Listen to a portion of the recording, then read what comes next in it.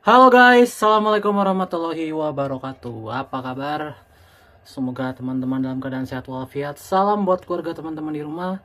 Salam sepak bola. Perkenalkan gue Ajay. Gue si netizen yang suka membahas bola. Jadi di video kali ini gue ingin membuat sebuah dream team dari UCL ya, dimana UCL sudah berakhir di akhir pekan kemarin, dimana PSG keluar sebagai juara setelah berhasil mengalahkan Inter Milan dengan skor yang sangat mencolok 5-0. Dan ini membuat PSG berhasil merengkuh gelar perdananya ya. Selamat sekali lagi untuk PSG. Dan pastinya di setiap turnamen pasti ada pemain terbaik. Dan Ousmane Dembélé terpilih sebagai pemain terbaik ya di ajang ini. Jadi congrats untuk Ousmane Dembélé, dan Desiré terpilih sebagai pemain muda terbaik di ajang ini. Jadi selamat untuk kedua ya. Selamat juga untuk PSG, dan ini membuat Dembélé mungkin menjadi terdepan ya untuk mendapatkan Ballon d'Or di tahun ini. Oke. Jadi gue akan membuat sebuah dream team, tentu saja berisikan 11 pemain, di mana gue akan menggunakan formasi yang banyak digunakan oleh tim-tim UCL, yaitu 4-3-3 dengan formasi 4-3-3 ya. Dimana dengan formasi ini tentu saja banyak pemain yang bisa dipertimbangkan. Pastinya banyaknya dari PSG ya, karena PSG sebagai juara dan juga mainnya luar biasa. PSG menjalani pertandingan yang terbanyak di UCL season ini, dimana mereka harus melalui UCL lewat jalur playoff karena mereka tidak masuk 8 besar ya di League Pace, sehingga harus melewati babak playoff. Tapi dari babak playoff sampai juara mungkin hanya Liverpool yang bisa menyulitkan tim ini, sisanya berhasil dibantai semua oleh PSG. Jadi PSG memang sangat dominan di season ini. Selamat untuk PSG. Dan ini dia dream team UCL season ini ya, dimana di posisi penjaga gawang tentu saja tidak usah berdebat lagi, Donnarumma menjadi kiper ya yang akan mengisi dream team UCL versi gua kali ini. Donnarumma bermain luar biasa, dimana terutama di fase knockout. Di fase knockout dia adalah salah satu bintang ya. Dia yang menjadi pahlawan ketika menghadapi Liverpool ya, setelah menang adu penalti menghadapi Liverpool. Kemudian dia juga menjadi pahlawan kemenangan menghadapi Arsenal ya. Dia menjadi pahlawan juga. Jadi congrats untuk Donnarumma. Mungkin dia akan dapat Golden Glove ya mungkin ya di tahun ini. Kemudian di posisi back tengah, ini back tengah banyak sekali ya. Banyak sekali yang ada di posisi ini.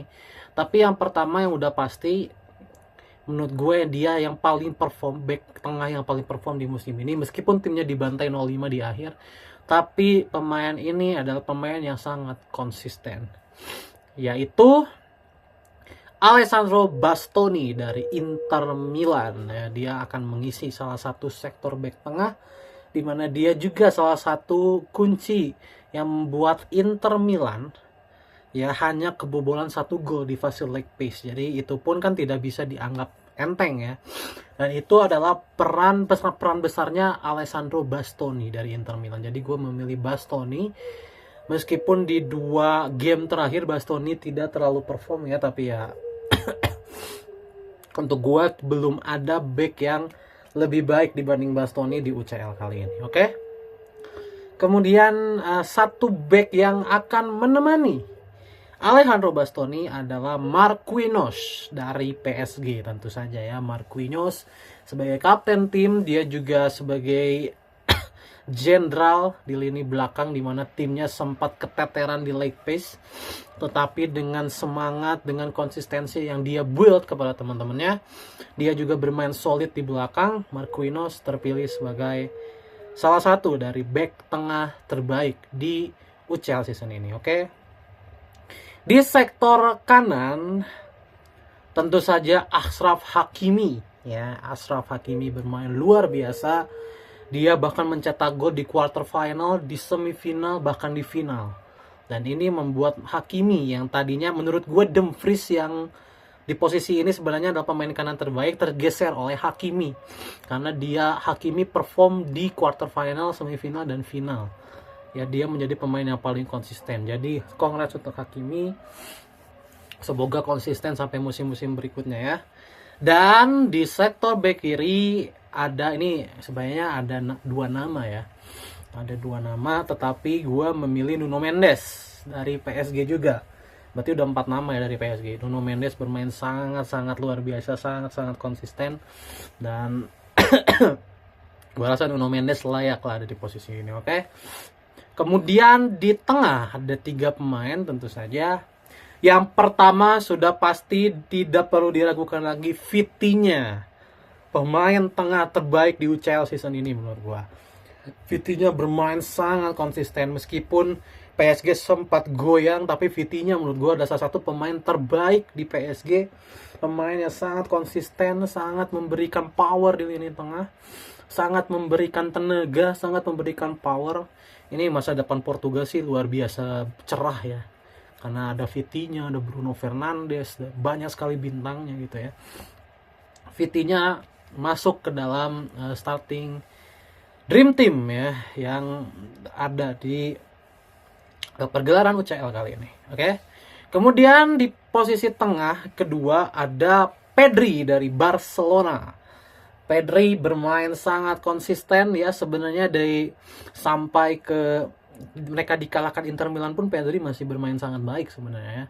Namun sayang timnya tidak beruntung, gagal mengalahkan Inter Milan, harus kalah lewat perpanjangan waktu ya. Tapi Pedri tetap menurut gue adalah salah satu gelandang terbaik yang ada di dunia saat ini, dan Pedri pun bermain konsisten dari awal sampai akhir. Oke. Jadi kongres untuk Pedri. Dan yang terakhir ya adalah Fabian Ruiz dari PSG juga. Fabian Ruiz menjadi salah satu gelandang kreatif yang sangat baik ya di season ini.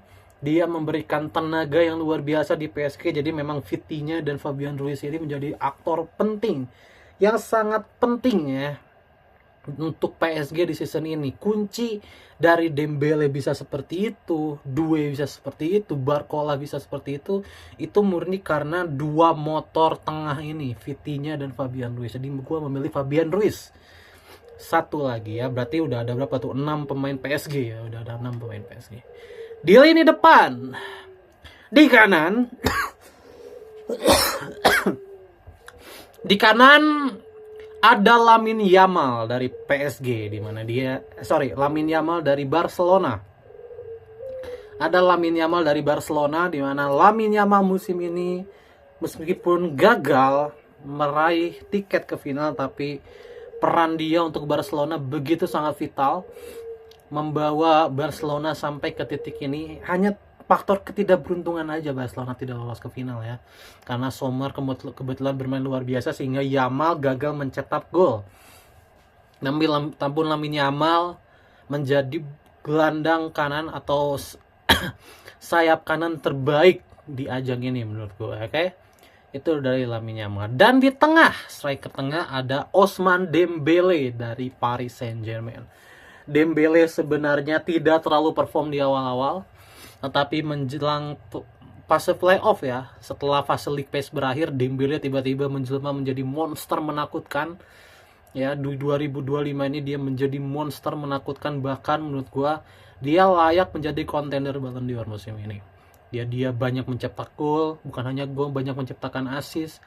Bukan hanya assist, tapi dia juga bisa berperan sebagai playmaker. Menghadapi Liverpool dia sering banget turun ke tengah, menjadi kreator. Jadi this game mengingatkan gue kepada Messi ya. Messi pun kan seperti itu ya, jago mencetak gol, jago memberikan assist, dan punya kreativitas meskipun dia bukan pemain tengah. Jadi congrats untuk Ousmane Dembele, dia juga menjadi pemain terbaik di UCL season ini kan.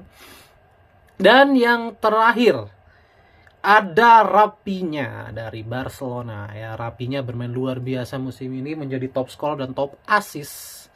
Tapi saya gagal membawa timnya lolos ke final, padahal ini adalah kesempatan terbaik ya. Namun menurut gua trio ini ya, Yamal, Dembele, Rafinha mungkin akan bersaing untuk Ballon d'Or. Oke, itu aja dream team dari gua. Jadi sekali lagi kita ulas. Donnarumma di posisi penjaga gawang, di dua tengah adalah Alejandro Bastoni dan Marquinhos. Di kanan Hakimi, di kiri Nuno Mendes, di tengahnya ada Pedri, Fabian Ruiz dan juga Vitinha.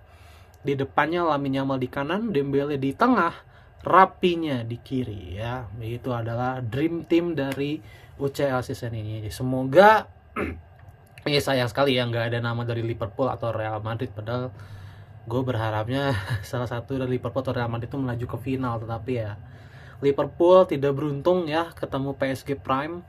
Real Madrid juga tidak beruntung karena kebobolan 2 gol lewat tendangan bebas Declan Rice. Jadi ya itulah. Sepak bola itu seperti itu ya. Pasti ada aja faktor keberuntungannya. Oke. Itu aja Dream Team UCL di season ini. See you di Dream Team UCL season depan. Oke. Bye.